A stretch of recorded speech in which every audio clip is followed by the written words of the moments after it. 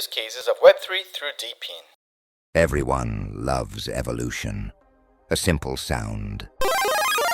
A transformation. A glowing light. As Darwin said, it is not the strongest of the species that survives, nor the most intelligent, but the one most responsive to change. So be part of the change.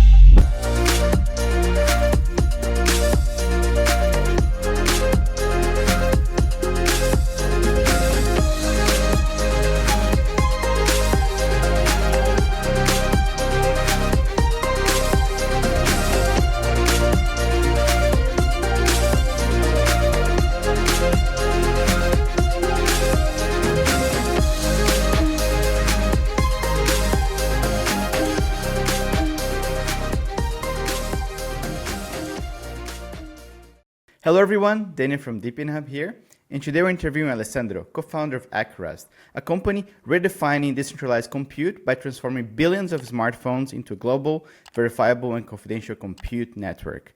Acurast is at the forefront of the DePIN movement, enabling anyone to contribute and to benefit from a decentralized cloud without the need of centralized data centers or specialized hardware. Their mission, to make cloud compute accessible, private, and affordable to all, while challenging the dominance of tech giants like Amazon and Google. That's something that I get super excited. We recorded an episode actually with Alessandro, I think like a year ago, more or less. And if you want to know more exactly what the project is, what they're doing, make sure to check that episode. In this episode, I want to get you, Alessandro, to talk a little bit about all the things that happened in the last year, and then talk a little about your really soon token launch. Thank you very much for having me. It's always a pleasure. It's always a pleasure to be talking with you, also on other panels. You're always a great sponsor for Acurast and a great friend. So thank you again for having me. Maybe what I can say that really changed from last year to this year is that last year we had a hunch that providing decentralized compute while sourcing it from mobile phones is the way to go for running the most decentralized compute available. And now we validated it basically. The community has grown really strong. And if you take a look at all the pictures that they're sharing of their setups, it really shows you that this is, for starters, real compute. It's not just some virtualized machine in AWS. But the other thing is as well, it shows you the excitement of the community that is seeing this way of sourcing compute as a different approach that ultimately can really work and reach mass adoption on that side. Now that's super cool. I love seeing those pictures, like people building crazy, like small data centers, right? You can fit like 20 phones next to each other with a fan. And then actually those phones are super powerful. If you think how much the size of like a data center and the size of a phone, and if you stack them, you have a mass amount of compute there, right? Like just to show here, I have like a little device that I set up recently. This is like my Saga phone, the Solana Saga. That like now that you also have the light, so I don't need to actually. I have a few phones that are only doing Acurast, but I still want to use my Saga phone sometimes. So now we have Acurast Lite, right? So if you can talk a little bit about that as well, because it's a new launch. Right. So the way this project started was with security in mind. So this is basically where I have all of my professional history. It's in mobile security, right? And the idea started with, hey, why don't we use the most secure device available to humans to provide verifiable compute? And then at some point, it moved from that to, hey, wait a minute. Not only it's the most secure form of compute available, not only it allows you to do this verifiable compute, but because it does allow you to do that, and it is the vast majority of compute available to humans, running and blowing this up into a decentralized compute network would allow you to reach unprecedented scale and adoption on all sides. Now, why am I saying this? Is because some of this evolvement of thinking is exactly what you're seeing now with the Acurast Core and Acurast Lite. Because when we started, it was just Acurast Core. You had to fully dedicate your device, and that was it. We then upgraded the protocol further so that we could accommodate also shorter lived tasks, and accommodate the fact that maybe that compute will come online and go offline multiple times a day. And this is what you see now with Acurast Lite, where basically you're able to still utilize your everyday device for everyday tasks. But whenever you decide now is a moment for me to dedicate this device as compute, you can do that. So that was also very, very important design decision from our side. We didn't want this to be running in the background, draining your battery and then having horrible experience for the user. We said, no, user need to say, I want to dedicate the compute right now. And that's basically this Acurast Lite. And yeah, since we launched Acurast Lite, obviously the numbers have skyrocketed. At the moment, we surpassed 65,000 devices, and we're growing at about 400 to 1,200 devices a day. So yeah, it's really, really mind-blowing, the amount of compute that you're able to collect and scale ultimately. I mean, one other aspect that you were mentioning, because I gave this a lot of thoughts as well, is data centers, right? Now, one aspect that is true is that these mobile devices, you can stack 20 or even 40 devices all together to form this U1 pizza box that you see in data centers, and have a compute density that is completely unparalleled. Like, there is no other thing that has this much compute out there, period. But the other really nice aspect of it is that it allows you to scale compute in areas where data centers cannot be built. Because one thing that many say, yeah, okay, you have all these countries that require a lot of compute. Why don't they just build data centers there? You cannot just build a data center if the infrastructure is not allowing you to do so. You will require very constant and a lot of power supply. So you need to first do an infrastructure project on that side. That puts you back a couple of years. And then you need to build the data center, and then you need to equip the data center. So all of these steps take years and millions, if not billions, just in infrastructure costs before you can run your very first workload. And on Acurast, it's basically all decentralized. You can, and it's mobile, pun intended on that side. You can basically just start bringing to villages in sub-Saharan Africa, just compute wherever you want. But this is not necessarily the core focus that we have. The core focus that we have is basically create the largest compute network out there, period. And it will, by design, be also the most accessible way of compute. And it will be the most natural way for you to think about compute, because you turn into a prosumer. So instead of just consuming all this compute and being dependent on centralized parties, all of a sudden you're able to say, okay, I also have hardware. This hardware has compute. This compute, I can make it available for myself or also for others. Yeah, no, this is super cool. I think the idea, like you're mentioning, the light one, for example, I have my phone that I use every day, but my phone is still like at least charging, let's say minimum 8 hours a day, right? Because you're sleeping usually. Because it's so easy to make some extra income by just having your phone while it's charging at night, you can easily reach billions of users this way. So I can imagine Acurast is going to be the biggest data center in the world, right? With that thought. So that's super exciting. Without actually having a data center.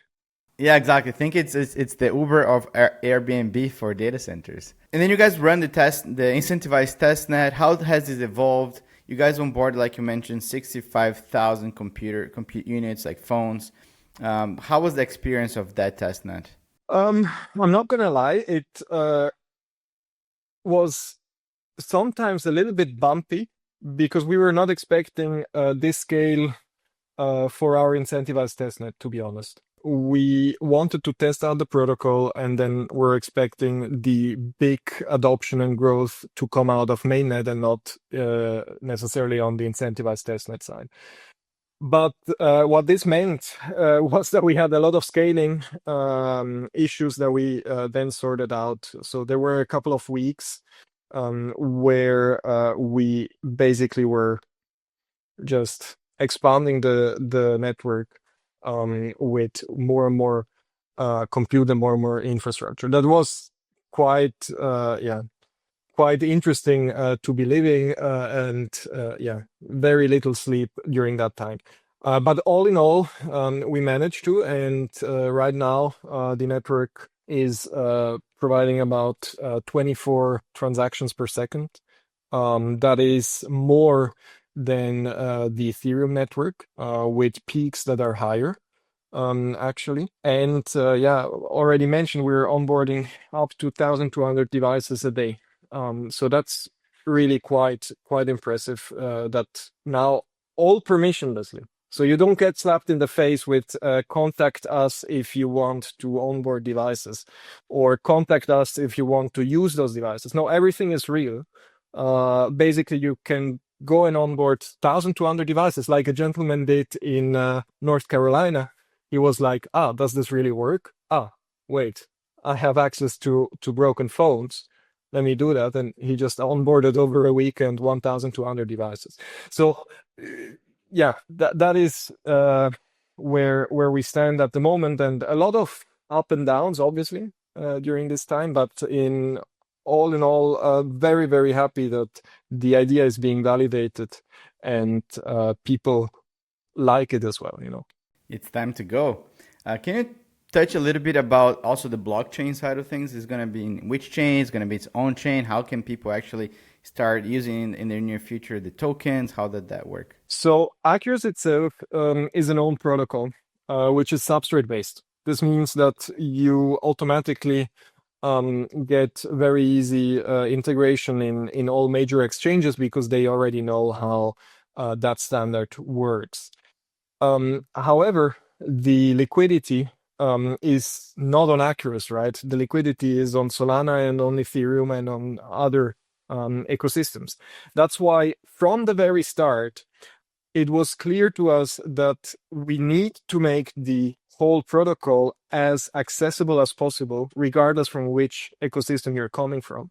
So we're starting already from day one with direct integration and native integrations into all these major crypto ecosystems. Plus, the community will be able to say, hey, there is this other ecosystem. Why don't you integrate also with that? For instance, also Peak, right? They will also be one of the ecosystems that will be supporting. How are you going to do the bridging between all the different chains? I think Peak is a substrate as well, right? I think.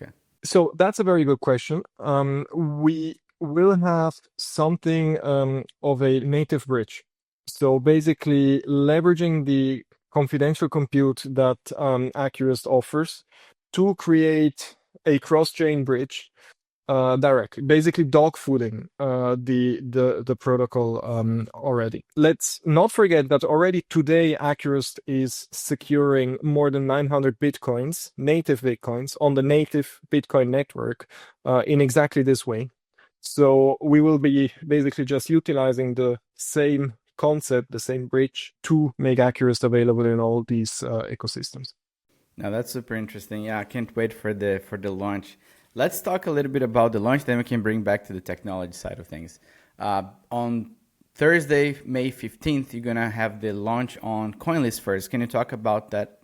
We're fortunate enough to get noticed as well from CoinList, which is basically the number one launchpad out there for projects that want to make their tokens available to the community.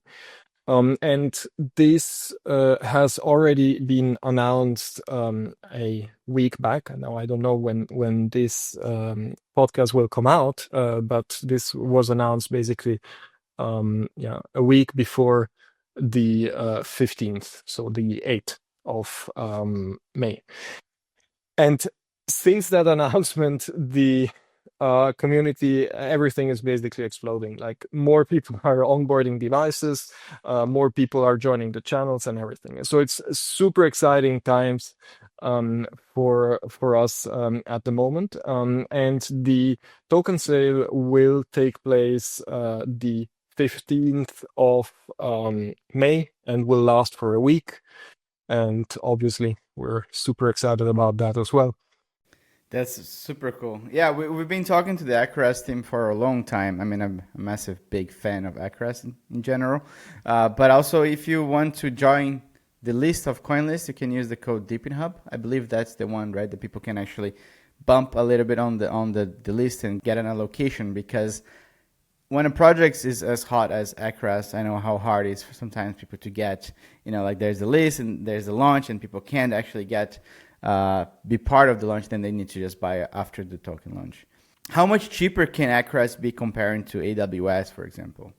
Well, this was also one of the aspects and thoughts behind before we actually started embarking into this journey of decentralized compute. I always loved the narrative so that people can just start providing compute, but I always was concerned that if you utilize the same hardware as data centers do, you will end up with a cost structure that is higher than what they have, meaning that ultimately there's no way for you to undercut them. And in this specific case, although Acurast has not the ambition to be the cheapest possible compute, but the affordable while also secure form of compute out there, right? We can offer that because we have a way lower, or the users that are onboarding the compute have a way lower cost structure. And this starts with the capital expenses that would come by having to rent a data center or even to build a data center. That falls away entirely. But then also the hardware. One thing that we didn't realize in the beginning that we then started to realize later on was that people onboarded devices with cracked screens, basically upcycling mobile devices. And that's really crazy, the arbitrage that you have in form of compute power that you get. Because for like $40, you get 8 cores, 8 gigabytes of RAM easily in form of a mobile device. And so basically one last component to this is the operating cost. Mobile devices never had the privilege to be attached to the power supply 24/7, so they needed to be super efficient from day one. That's why also the chips in these devices are the most compute and power efficient chips out there. So all of these factors, dictates that ultimately the costs will be lower, meaning that even if you are selling that compute, which the market will decide on the value of that specific compute, if you're selling that compute at a way lower price than AWS, you will still create a ton of value for whoever is providing that compute. And I think that's, and plus, how markets go, how Bitcoin mining went, there will be a push for efficiency on every side, ultimately, again, offering a ton of valuable compute to whoever wants to access that. Yeah, I mean, I don't like using AWS and Google Cloud and Azure whenever I can, because, I mean, first of all, the big companies and they're super expensive, and they don't give you any kind of like privacy, like you were saying, right? So I think even at the prices would be the same as like Amazon Lambda, for example, for the processing, I would 100% go with Acurast. I think it's like a no-brainer. How did the tokenomics of the project also evolve? Because I mean, like the testnet, there's so many things there. You need to make sure that everything is working, right? From the operational system that runs on the phones, plus like how everything connects together, plus the blockchain, plus there's so many moving pieces. and how the things that you learned throughout the last years made that evolve into the tokenomics. Some of them are very specific to running a network with mobile devices, and some of the things that I'm going to say are specific to just running a decentralized compute network in general. I will say the following first. Mobile devices are not less reliable than servers. You do have these devices that run 24/7 if you utilize them as your alarm clock, and are battle tested in the scale of billions of devices. So it's really, really seldom the case that the device will have a hardware failure, and because of that, you will not be able to provide reliable compute. However, humans are not as reliable, right? And that's true for someone onboarding compute through a mobile device, as it is for someone onboarding compute through a server. Things can go wrong if you have your own internet connection, that someone can just restart the router, and so on and so forth. All of this needs to be taken into account when designing a system. All of this needs to be taken into account when rewarding people and creating the right incentives. We started off with a reputation system that had very deep academic research bound to it, because it was actually developed by the University of Zurich. But added to that, now in the last kind of quarter, a concept called staked compute, where basically you would say upfront what the kind of compute that you will be providing over the next couple of months will be. And all of these mechanisms that then people can be rewarded for if they do what they said that they're going to do, will ultimately create a network where it's very reliable to run things. This combined with the serverless concept that we also utilize, because you mentioned serverless before. Acurast is also working with this serverless concept, which means that you just specify your workload and then you scale your workload, and you say how many replications of this workload should be there, and how many should be running in parallel for additional scale. Like, if you put all of this together, you end up with something that can become super resilient. Like, you will have no more downtimes at all, because you can also replicate above. Like, you're not even bound to data centers anymore on that side. And the token plays a huge role for this specific concept.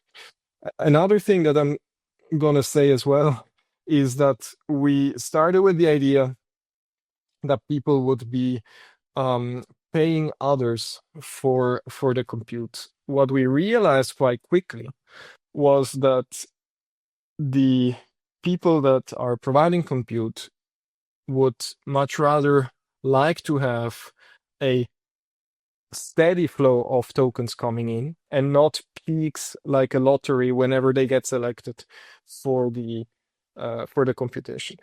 So we reworked that model so that there is a fixed inflation that is distributed among all the participants and people that are providing compute, while whoever is purchasing compute from the network is effectively just burning the Acurast tokens entirely. And then obviously there is an incentive mechanism for people to actually also do the tasks, but that's where we have all these verifiable computation that helps us on that side. Do you use Acurast devices to verify on other Acurast devices? We don't yet. There will be one verification step that will come in, which is the bandwidth benchmarking. And in order to be able to do the bandwidth benchmarking, you will need to talk to other peers. And that will be talking with one another. So that's the moment where you will have some sort of verification through that. But the elegant part of Acurast is that the hardware manufacturer is actually the one telling us whether the device is in its full integrity or not. And you cannot onboard devices that don't have that integrity. That's also the reason why if you go in the social media of Acurast, you will find tons of people showcasing their setups of real devices. Something that is very unique to Acurast, because if you compare it to other decentralized networks, there is nothing to see there, right? Especially when it's like just a computer and people get like a bunch of VPSs, like in data centers, that you're just providing some sort of data compute from that. But I think the idea of the phones, for me, it's like mind-blowing and super exciting. Will there be some sort of staking and slashing mechanisms for the people who provide the compute but then stop, like you're mentioning? Like, for example, I know that my phone's going to be unreliable, so I'm going to select some sort of like serverless compute, maybe short ones. I'm not going to use my phone for hosting something that's going to be like long term. Also, while the same day that we went to Dubai, there was a massive power outage in Spain and Portugal. And I guess those people end up getting slashed for that reason as well. There are two aspects to this. What has been always very important for me is that people should be able to onboard onto the network completely permissionlessly, without hardware that they need to purchase from us, without some weird NFT that they need to purchase from us, without tokens that they need to purchase from us. So the only thing that you will ever need to onboard onto Acurast is a mobile device, which we are not producing. You can take whichever Android or iOS mobile device out there. This philosophy, this rule, is the very foundation that allows us to scale this beyond everything possible. Because we are no longer the bottleneck creating the hardware is already there. Also, we're not gatekeeping anything with some weird kind of flags and properties where you need to comply to so that you can start onboard. So this is the first thing that I'm going to say. The other thing is the staked compute, obviously, is really important for the network. This means that out of the inflation of the network, parts will go to people that are just providing compute, onboarding, having no tokens at all, no stake at all. They just want to get started. Another part of the inflation will actually go into a pool of staked compute.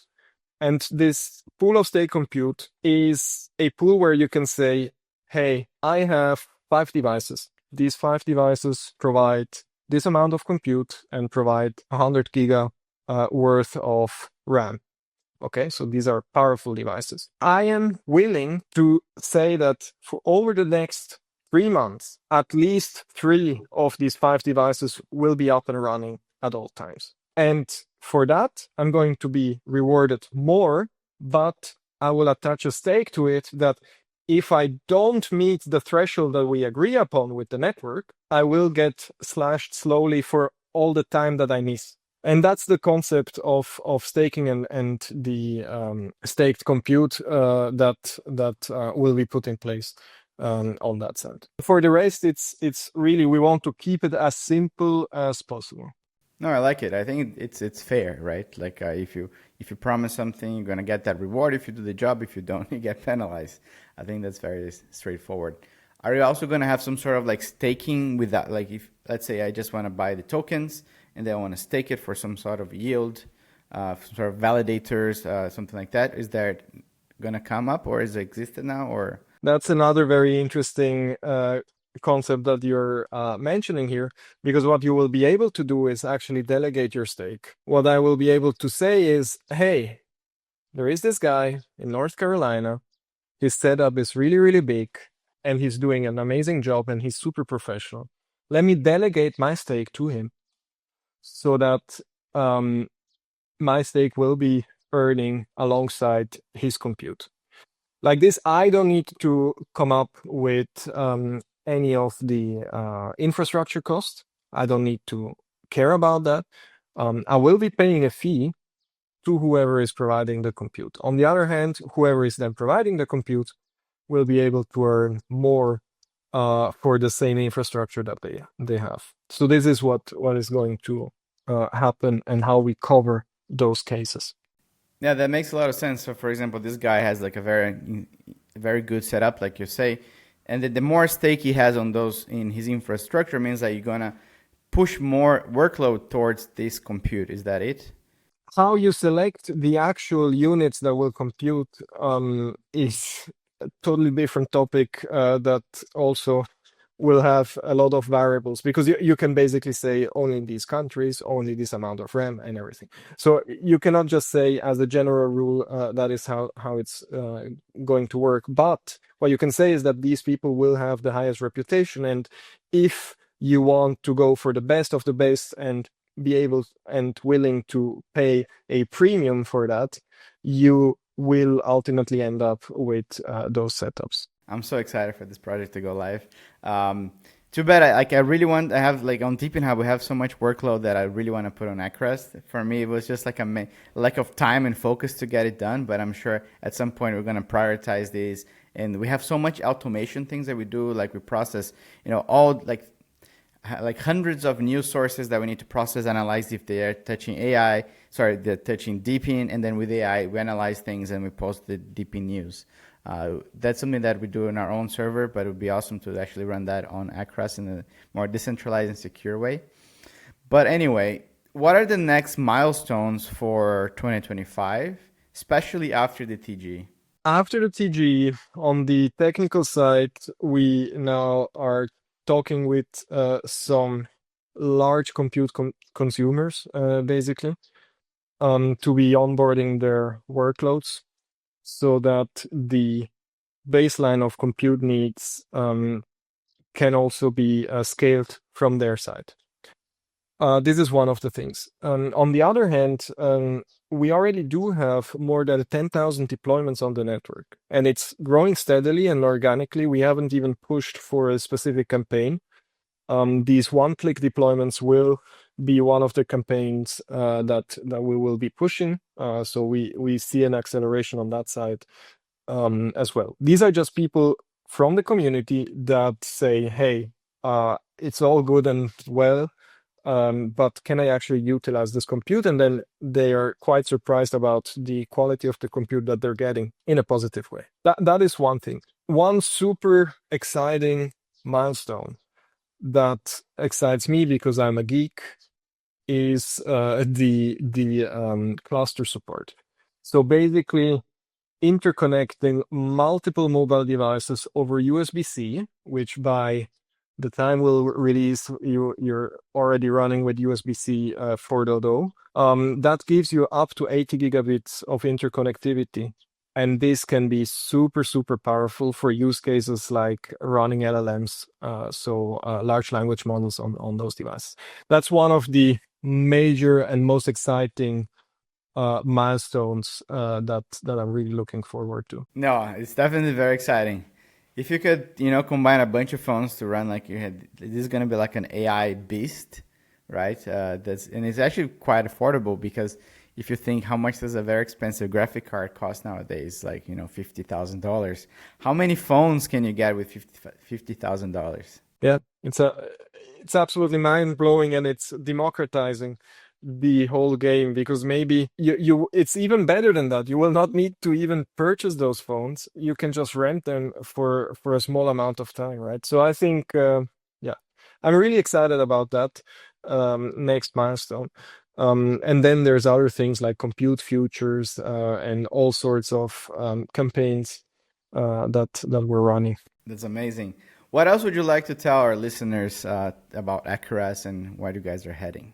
I mean, I'm pretty sure that given all your support and everything, they already all are avid users of Acurast. But if they're not, definitely you should head over to the app stores, install it, and start providing compute, join this movement. And the other thing that I will say is a very, very big thank you to you to DePINHUB. You've been supporting us a lot, and we really, really appreciate that. I think this is what DePIN is about, and you're really living those values, and I'm very fortunate to have you in our networks. Thanks so much, man. I think definitely, I think what brought me to crypto full time is definitely this idea of DePIN, decentralized infrastructure, projects like Acurast, what you guys are doing, trying to build real, companies on top of crypto, not just a bunch of like meme coin shenanigans that makes me not want to wake up in the morning like in puke. Like this kind of project makes me super excited, and I mean, it gives me like goosebumps just to think about everything that you guys are building. And I like to, when I talk to the founder, understand what they're doing, and okay, real business behind, real revenue, trying to build something that we can actually change the world for the better. And I think Acurast is definitely one of those projects, because democratizing, not just on the demand side, but on the supply side, everybody has a phone and everybody can make some extra, passive income by providing, either resources. I think that's really, really cool. Make sure everyone to go to deepinhub.io/project/Acurast, start the project, check out the links. They have a lot of information there as well. Acurast.com, and install if you have a phone, install either the full core or just the light app. Make sure to join this revolution. Thanks so much, Alessandro. And don't forget, everyone who's going to CoinList, use the code DePINHUB to join the whitelist. Thank you. Thank you so much.